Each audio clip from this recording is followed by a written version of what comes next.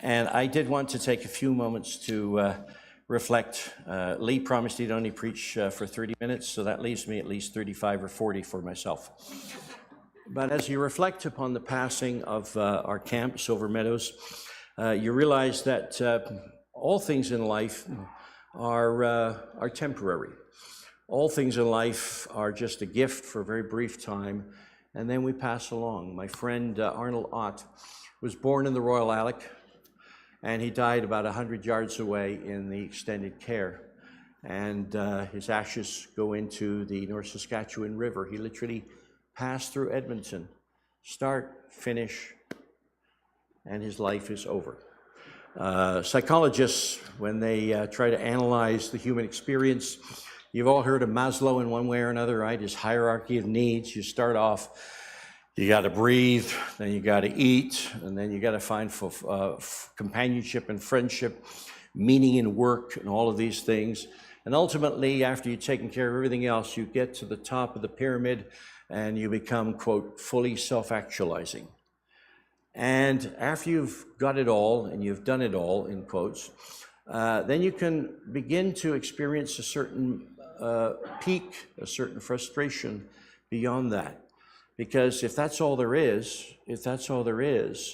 what more is there? There's a genre of literature in the scriptures that we have no idea about, really.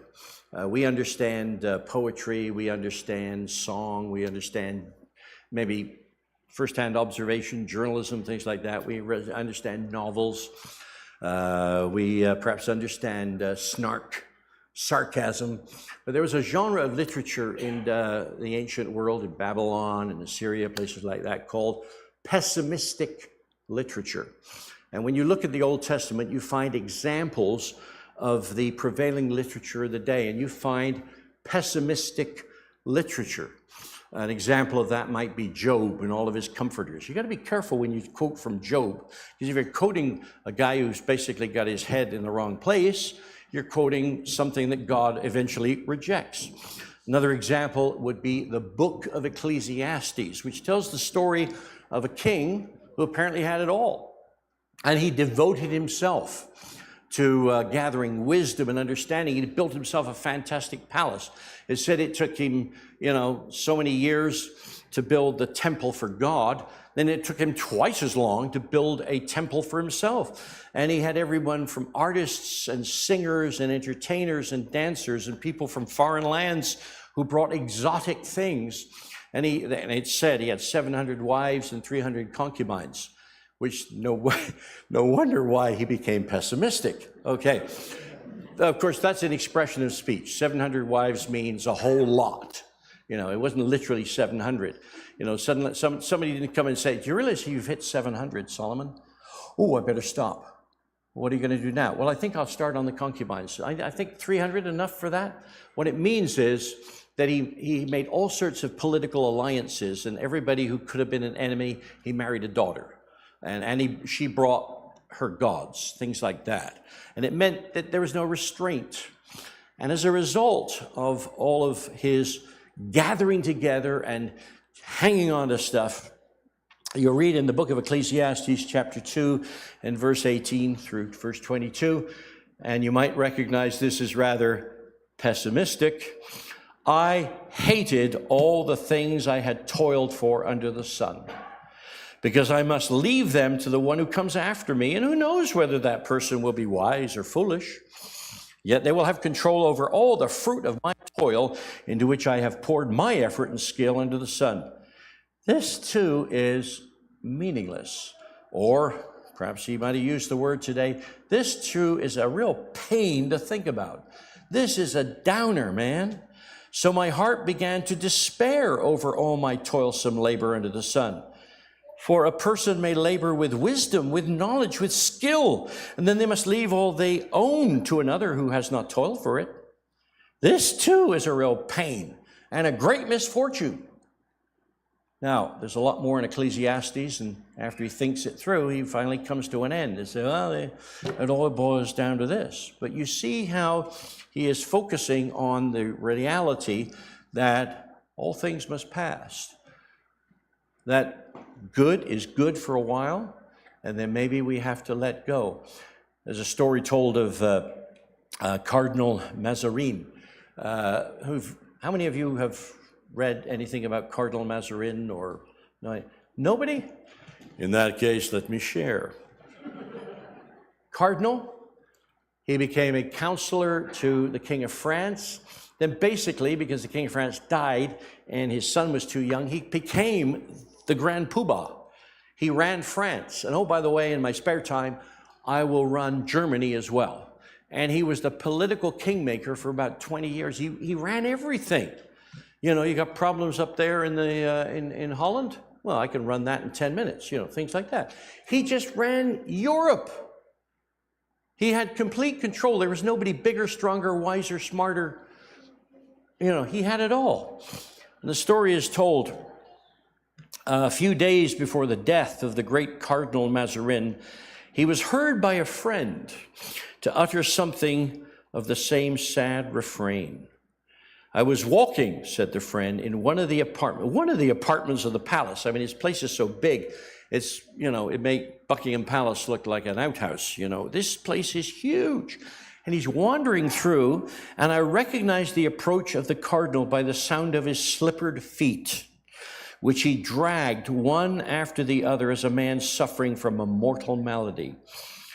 So I had concealed myself behind a tapestry, and as he passed by, he looked at one picture, one rare treasure, one statue, one thing after another, and he was heard to remark, I must leave all these. I must leave all these. I must leave all these. You can't take it with you, is the lesson. Nothing lasts. Nothing is permanent. I am not permanent. We are not permanent. And how we understand that is very important. And it was a lesson as I reflected on the good things that we enjoyed at Silver Meadows Camp. I'm sure Lee, from his own perspective, who was very, very much immersed, and I'm sure many contributed. And it's interesting that the new owner wants to honor as many people as possible with a wall of remembrance, which we've worked out with Ken Harper is going to be really, really nice. But the simple lesson, I couldn't get past this because so many wonderful things happen at camp. And I went there and I performed baptisms, went there and enjoyed recreation, went there and cut the grass, you know, all sorts of things.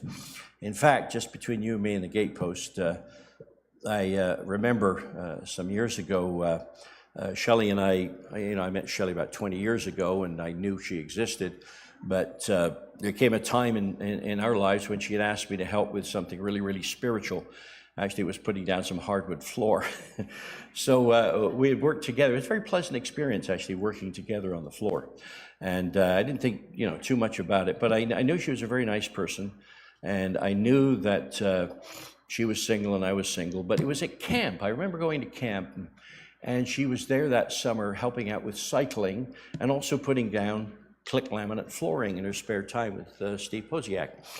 And I remember rolling in there, and there she was, glowing, as women do. Women don't perspire, they glisten.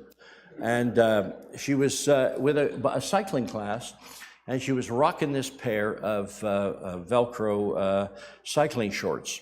And much as Lee is today, you know, wearing shorts and looking cool.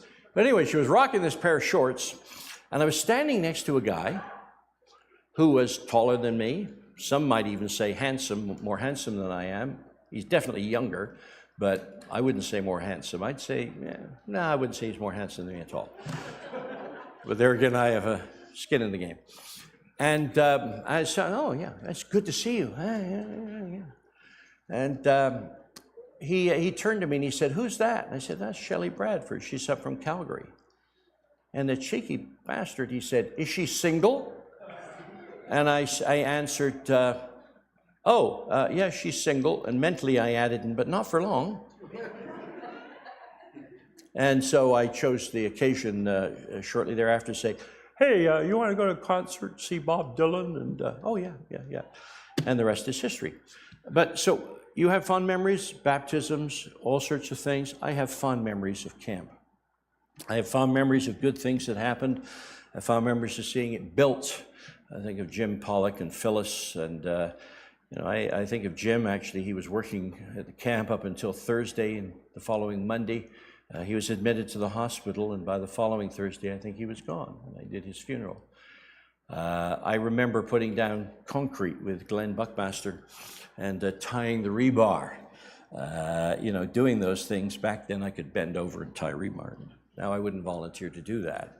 And I remember seeing Vern's dad out there. I'll never forget, he was wearing these braces and a big carpenter's belt. And, pictures that I have, things that I fondly remember. But as I said, things come into our lives, things move, and we move past them. And nothing lasts. I was thinking of this, how many of you ever heard of the group, the Beatles? Oh, okay. They say they were influential in the 60s. Actually, the legends never end. But the ones who were involved, especially Paul McCartney, he got together with John Lennon when he was about 17. George Harrison was 16 years of age. And they started this group. And over the next 5, 6, 7, 8 years, they became wealthy, they became famous, they became influential, and everybody just praised them to the heavens. And of course, during that time, it became a little bit tense and difficult, and there were business problems, and on it seemed to go. But when the Beatles broke up, George Harrison was the first to issue an album, and he had most of it was songs that had been rejected. And the album title, as a reflection of his spirituality, and of course he had gone off to India and meditated and everything else, but he came to the same conclusions as the pessimistic literature of Israel and Solomon, that nothing really lasts. And his first album out was called All Things Must Pass. And it was a picture of him sitting with 4 garden gnomes. In other words, those are the Beatles. Here I am. I've got to move on. He's in his mid-20s, and these were his mates, these were his friends. This is where he grew up. This is where he learned everything. This is where he practiced everything. And it's a real downer for them to break up. Well, John, you spend all your time with Yoko now. Ringo, what can you do about it? Nothing, And Paul famously wrote a song about his inability to cope with the breakup of his family, his mates, his friends. It was entitled, Let It Be, He had a dream that his mom came to him and said, look, just let it be. And George said, all things have to pass. He was only in his mid-20s at the time. And he went on to actually have a very successful career and rebuild his friendships. He died in his 50s. But it was interesting when, you remember, John Lennon was assassinated by some person. And when John was killed, sometime afterwards, George was interviewed by someone who breathlessly asked, how did you hear about John dying? And he answered, he said, well, somebody called me on the phone. It was the middle of the night. And I answered the phone, and they said, John's been killed. And I said, all right. So what did you do then? Well, I rolled over and went back to sleep. And I woke up in the morning, and he was still dead. Now, in a funny way, you'd say, well, that's cynical, that's detached, that's cold. But from his experience, what he was saying is, I can't control some of these things. The reality is, all things will pass. And I thought about that, and I thought about in my own family. I know my wife lost her mom a little earlier than I did, and then lost her dad after that. And I reflect upon my own experience, quite a few years ago. A quarter century ago, my dad passed. And I think, well, did I miss my dad at the time? And the answer is, well, not a lot, because my mother was still alive. And my mother could tell stories about him, and she'd reference him. And the 3 kids, we could talk about it. And Dad was still with us. But my mom died a couple of years ago now, and she happily survived until she was 90. And I relate to this. I know Lee asked me to perform the memorial service for both his dad and then his mom. And the way that affects us, losing something precious, losing anything, it affects us. And we we go through like Paul, let it be. Like George, all things must pass. And I realized that, that it affects me far more that my mother passed than when my dad passed. Because when my mom passed, she took dad with her. And I can no longer reference the stories, the incidents, what he would have said, what he felt, what he would have done. And, I look forward in the next month to seeing my sister because she reminds me in many ways of my mother.